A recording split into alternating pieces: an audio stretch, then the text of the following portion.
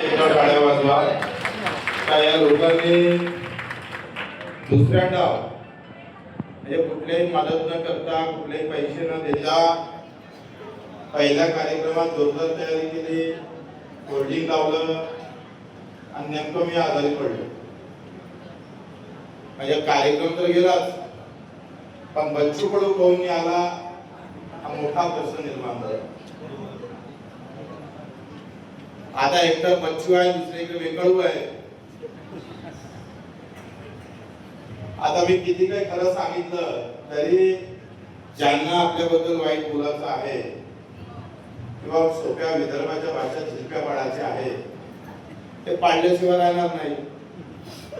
आणि बच्चू कडूवर दबाव आणणारी अवलाद या महाराष्ट्रात हिंदुस्थानात येणार नाही. आम्ही शेतकऱ्यासाठी आहोत, मजुरांसाठी आहोत. जे काही कष्टकरी आहे, दिव्यांग आहे,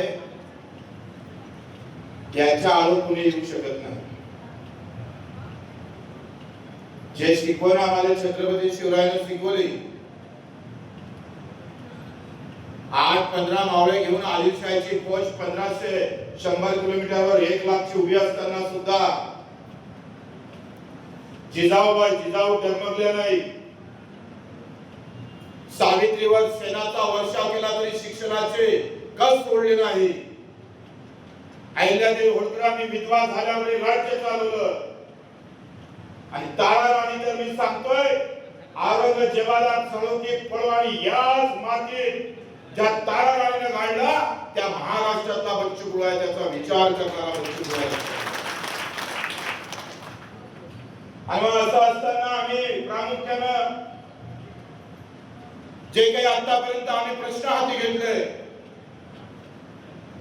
कुठलाही पक्ष नाही, जातीचं कुठलंही भांडवल नाही, धर्माचा झेंडा लावून नाही, तर मुद्द्यात हात घालण्याची जमात आमची.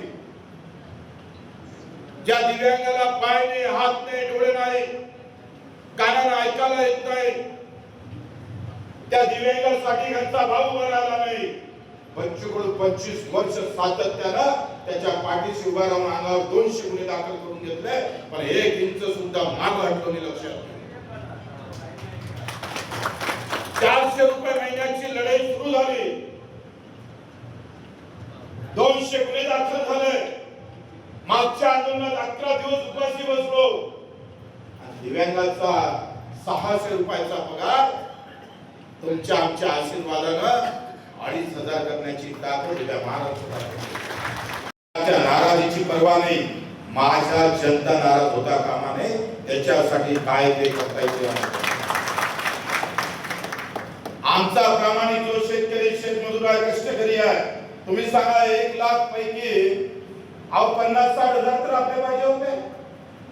एका तालुक्यात 5-5 हजाराच्या तरुणांना नोकरी भेटली तर 5,000 कुटुंब आम्ही पाहतोय आज श्रीमंतीकडे जाण्याचा मार्ग मोकळा. किती तरुणांना नोकरी आहे, किती रोजगार इथे उपलब्ध झालेला आहे, त्याची काही प्रश्न पडतं का नाही पडत आम्हाला?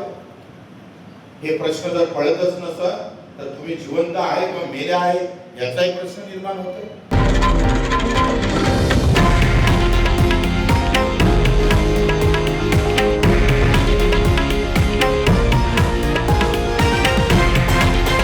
हे आहे देशातील नंबर 1 न्यूज नेटवर्क आणि आपण पाहत आहात TV9 मराठी, एकमेव.